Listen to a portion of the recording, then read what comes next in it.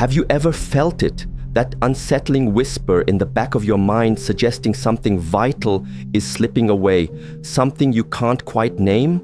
Listen very carefully, because there's an invisible thief at work, a silent, pervasive force that is quietly attempting to pilfer your most precious possession, your memory.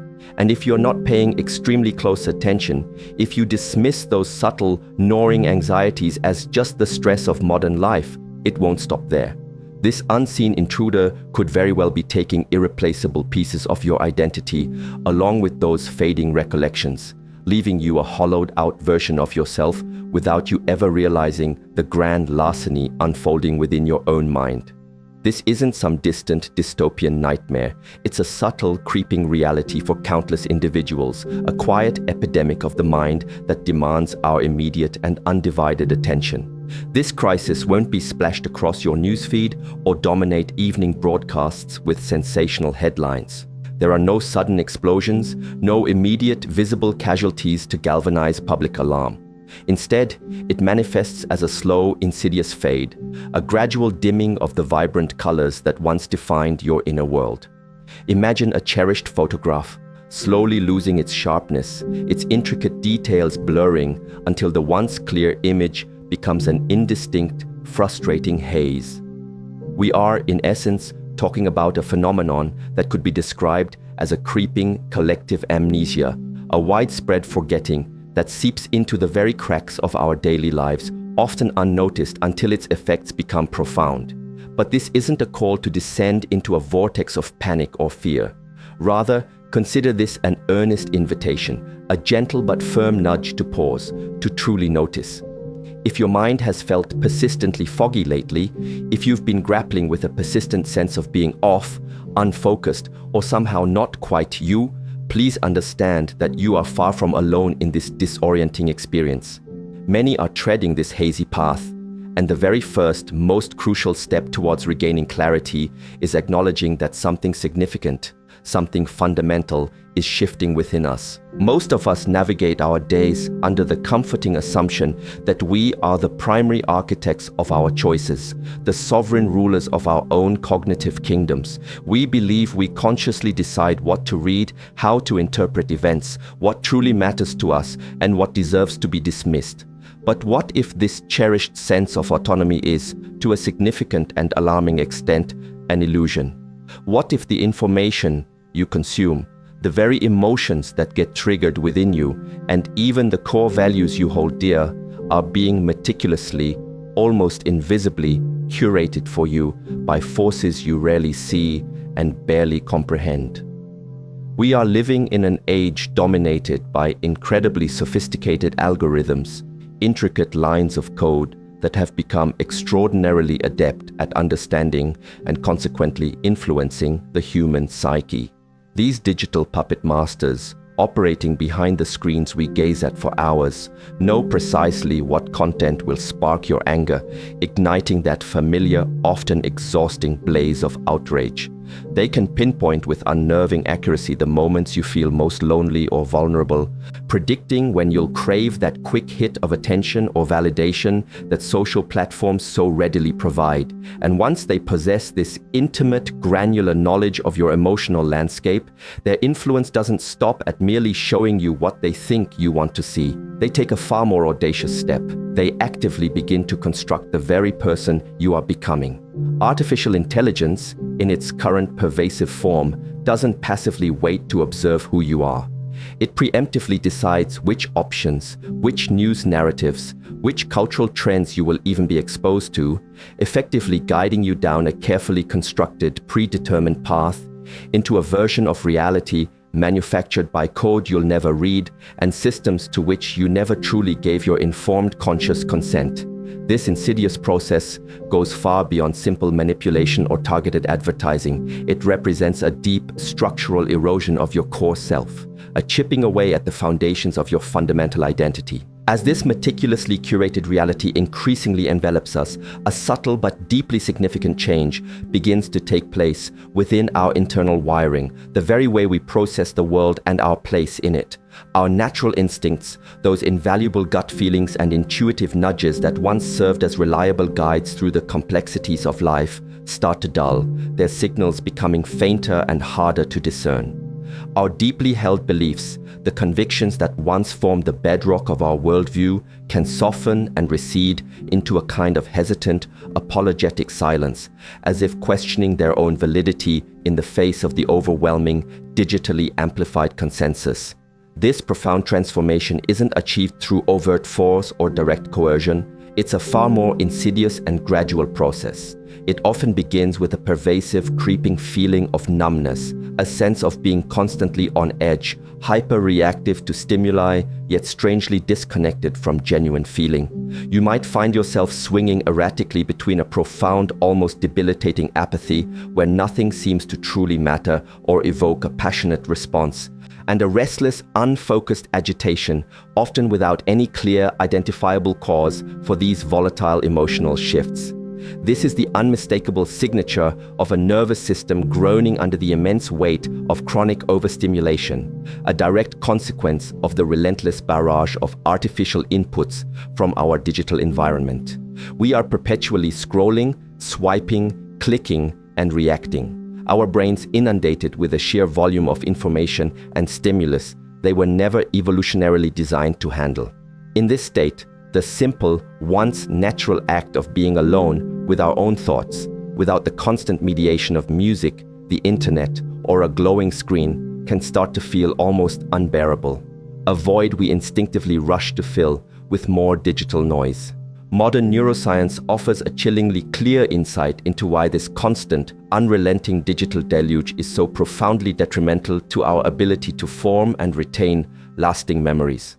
Our brains, intricate and marvelous as they are, require sustained periods of deep, undistracted focus to effectively transfer short-term experiences and newly acquired information into the resilient architecture of long-term memory. Without these essential moments of quiet consolidation, these periods of mental digestion, it's as if our lives are being written in disappearing ink. The experiences happen, the information is momentarily processed, but it fails to etch itself deeply into the permanent record of our minds, leaving behind only faint traces, if any at all. Consequently, you might find yourself struggling to recall the specific details of important conversations you had just last week, or you might draw a blank when trying to remember significant moments, even powerful emotional experiences from the past year that should, by all rights, be vividly imprinted. This isn't merely the byproduct of a stressful life or a busy schedule. Though those factors can certainly exacerbate the issue, it's indicative of a more fundamental breakdown in the crucial memory encoding process. A forgotten detail here, a misplaced moment there. Each individual instance might seem insignificant on its own, easily dismissed. However, collectively, they contribute to a dangerous fragmentation of your attention and a weakening of your cognitive cohesion. Psychologists have termed this phenomenon cognitive drift, but in our current hyper-connected, information-saturated era, it's morphing into something far darker, something far more consequential and insidious. You don't just forget isolated moments or trivial facts. You begin to forget crucial aspects of your identity. You start piece by piece to forget yourself. How then can you begin to discern if this insidious process of mental erosion is taking hold in your own life? Take a moment for honest, unflinching self-reflection. Perhaps you vividly recall a time when you were a person brimming with an insatiable curiosity, always eager to explore new ideas and learn something new about the world. Maybe you were once driven by deep, unwavering passions, with clear, inspiring goals that animated your days and gave your life a sense of purpose and direction. Or perhaps you possessed a certain fiery, indomitable spirit, a powerful inner drive that propelled you forward through challenges and setbacks. Now, try to grasp those traits, to feel their presence within you today. Do they feel distant, like faded photographs of a person you once knew intimately but can no longer quite connect with? This feeling of disconnection from past versions of oneself is a common and telling symptom, as genuine meaning starts to drain from your daily experiences, replaced by a constant stream of fleeting digital interactions. A creeping apathy can begin to spread throughout your being, like a slow-acting anesthetic, numbing your engagement with life and dulling your capacity for joy and enthusiasm. It's crucial to understand that this is not just burnout, though chronic stress and exhaustion can certainly be contributing components. This is something deeper, a state where the core self becomes incredibly vulnerable, worryingly malleable, and distressingly ready to be rewritten by dominant external narratives simply because its own internal story, its own sense of coherent identity, has become so faint, so tenuous. And in that precise moment of profound vulnerability, those external forces, the algorithms and the narratives they promote, are more than willing, even eager, to step in and write that new, often diminished story for you. If any of this stark description has resonated deeply within you, if you've felt a disquieting flicker of recognition or a sudden, sharp pang of unease, please don't let panic take root. That very feeling, that internal jolt, is a profoundly important sign. It means that somewhere inside you, beneath the layers of fog and distraction, a vital part of you still remembers. And if there's memory, however faint or fragmented it may seem, there is always a way back. This is not an instant fix, but a journey of reclamation, a conscious effort to rediscover and rebuild. Here are 6 crucial steps to begin that process of remembering your way back to your authentic, vibrant self. First, and most fundamentally, you must learn to see the fog for what it is. This requires cultivating a new level of moment-to-moment awareness. Every time you instinctively reach for your phone, every mindless scroll through an endless feed, every click that leads you down another digital rabbit hole, start tracking it. Don't try to fight the trance initially. The goal is not immediate resistance, but clear-eyed observation. Simply notice its presence, its pull, its effect on your state of mind. The pervasive fog of distraction and curated reality begins to lose its formidable power the moment you can consciously identify it and become aware of its insidious influence. Second, make a commitment to drop the mask and embrace radical authenticity. Our modern world often pressures us into an obsessive, exhausting preoccupation with how others perceive us, fostering a culture that can breed a deep-seated fear of judgment. This fear leads many of us to construct elaborate, carefully curated masks to present to the world, hiding our true selves. It's time to consciously begin dismantling these facades. Dare to be vulnerable. As a practical exercise, try to articulate, even if only to yourself at first, 3 absolutely true things that you've perhaps never fully admitted or voiced before, things that feel raw and real. Authenticity is a powerful antidote to the manufactured self. Third, it's imperative to reconnect with your physical being, the fundamental instrument through which you experience life. So much of this mental fog and digital immersion leads to a profound disconnection from our bodies, treating them as mere vehicles for our minds rather than integrated aspects of our whole selves. Strive to become more attuned to your physical sensations through mindful practices. Feel the simple yet profound sensation of your ribs expanding and contracting with each breath. Learn to breathe consciously, deeply, as if it's the most important job you have in that moment, because in many ways, cultivating that connection is. Fourth, embark on the journey of unearthing your buried treasures. Take time to reflect on dreams you once cherished, passions that once ignited your spirit, or even a wild, untamed, uniquely individual part of your nature that societal pressures, life's myriad demands, or perhaps your own fears may have caused you to exile or suppress. It's vital to understand that these precious parts of you were likely buried or pushed aside, but they were almost certainly not extinguished. It's time to gently, patiently begin the process of recovering and reintegrating these lost essential aspects of your true self. Fifth, strive to make the ordinary sacred through conscious intention. The words you choose to use, both internally and externally, the quality of attention you bring to everyday moments and interactions. These seemingly small things have an immense power to shape your reality and, quite literally, your brain. This isn't some vague New Age mysticism. It's grounded in the well-established scientific principles of neuroplasticity, your brain's remarkable, lifelong ability to reorganize itself by forming new neural connections based on your experiences, thoughts, and actions. By consciously imbuing ordinary activities and thoughts with deeper intention, meaning, and presence, you are actively participating in the process of reclaiming and positively reshaping your brain. And sixth, leave a trail. Create a beacon of remembrance for yourself. This might sound deceptively simple, perhaps even a bit strange or childish, but its psychological impact can be surprisingly profound.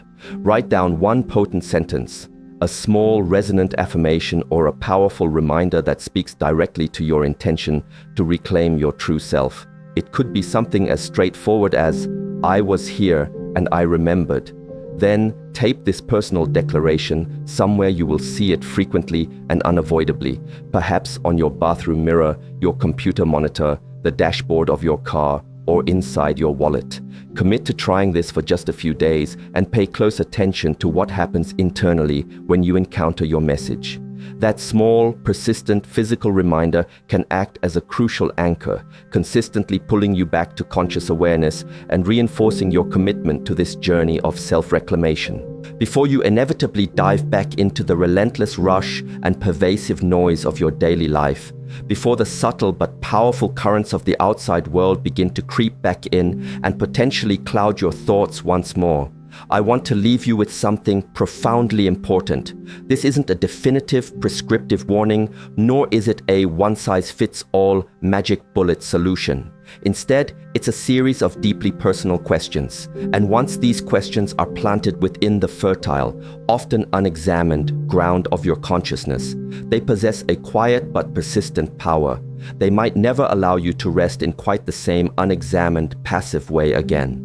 Ask yourself, with genuine curiosity and a willingness to confront uncomfortable truths, what precious parts of me have I already, perhaps unknowingly, forgotten? Which of my once strong, reliable instincts have started to grow quiet, their vital whispers now barely audible above the din of external influences? What cherished dreams did I once hold dear, dreams that animated my very being, that have inexplicably grown small, been rationalized away, or been discarded altogether along the path of life? What vital, authentic parts of myself have I lost? Not because I genuinely changed or consciously outgrew them, but simply, tragically, because I stopped remembering that those essential parts even existed within me.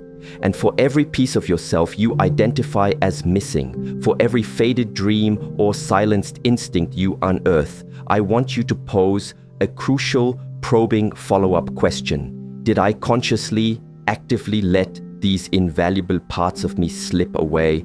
Or did something, some external force, some subtle pervasive influence, some unacknowledged compromise, stealthily take them from me? Memory, you see, especially the kind of deep identity-forming memory we're discussing, isn't typically lost in one dramatic, cataclysmic event, not in this insidious context. Instead, it's chipped away, eroded piece by piece through 1,000 tiny, almost imperceptible compromises made over an extended period.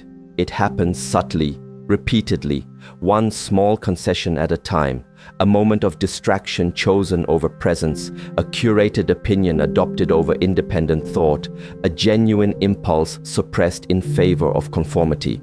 This process continues, often unnoticed, until one day you might metaphorically wake up, look in the mirror, and no longer fully recognize the landscape of your own mind, the contours of your own soul. But here is the empowering, immutable truth. If you dare to ask these difficult, illuminating questions, if you can find the courage to bring yourself to sit in the quiet once more, to truly listen to the often neglected voice within, if you stop running from your own reflection and the truths it may hold, something truly remarkable can begin to happen. A face you almost forgot, the face of your more authentic self, can re-emerge. A voice you thought was lost forever, your own true voice, can begin to speak again. A fire within you, a passion or purpose you didn't realize was still burning, can be rekindled. These vital, long-lost pieces of yourself can, and often do, begin to return, drawn back by your conscious attention and intention. You were never fully erased. You were merely hidden, obscured by the pervasive fog of modern life. And memory, true, deep, authentic memory, always knows how to find its way home. The architects of this pervasive mental fog, the systems and forces that benefit from our distraction and disempowerment, hope you never fully grasp their underlying blueprint. If they can successfully fracture your memory, they can effectively fracture your identity. And if they succeed in fracturing your identity, in disconnecting you from your own authentic core, they no longer need to exert direct, overt control over you. You will, tragically and unwittingly, do it for them by yourself, policing your own thoughts and actions to align with the manufactured consensus. This isn't a descent into baseless paranoia. It's an acknowledgement of a subtle but devastatingly real strategy at play in our information-saturated world. Once you stop remembering who you truly are, what you genuinely value, and what your own unique experiences have taught you, you'll become far more susceptible to buying any story they feed you, any narrative they wish to implant. You'll start to believe that the way things are is the way they've always been, the way they must be. You might even convince yourself that your silence, your compliance, your reluctance to challenge the status quo was your own reasoned idea, a mark of maturity or pragmatism. You'll risk mistaking the pervasive numbness, the lack of genuine feeling and engagement, for the natural, inevitable state of adult life. But here is the undeniable, undeletable truth, a truth that they absolutely cannot erase, no matter how thick the fog becomes. Behind all that distraction, all that noise, all that curated reality, the authentic you is still in there. You are not irretrievably lost. You don't need an external guru to save you, another complicated self-help system to follow, or some grand, dramatic escape from a metaphorical matrix. What you truly, profoundly need is to remember, to actively, consciously, and courageously remember what they, the purveyors of distraction and conformity, have worked so diligently, so systematically to make you forget. Understand this with every fiber of your being. Your thoughts are your sacred, inviolable territory. Your attention is your most potent, most powerful weapon in this fight for your own mind. And your memory, your own unique tapestry of experiences, insights, and truths, is the indispensable map that can lead you back to yourself. Above all else, internalize this fundamental principle. Your intrinsic God-given sense of self is not and never will be theirs to edit, to dilute, or to define. So, if something inside you shook a little, resonated deeply, or even felt a bit uncomfortable while engaging with these words, if your gut tightened with a sense of recognition, if your eyes perhaps burned with an unbidden emotion, if you felt for even a fleeting moment as though someone just switched on a bright light in a room within your mind that you'd long forgotten even existed, please know that wasn't me waking you up. That powerful, stirring sensation, that dawning awareness was you. It was your own authentic self, stirring from a long slumber, recognizing a truth it has always known. I'm merely pointing towards a possible exit from the haze, a pathway back to clarity and self-possession. And now I'm asking you, imploring you, to do one vital thing, perhaps the most important thing you can do for yourself in this moment. I want you to remember, and whatever you do, with every ounce of resolve you can muster, please don't go back to sleep.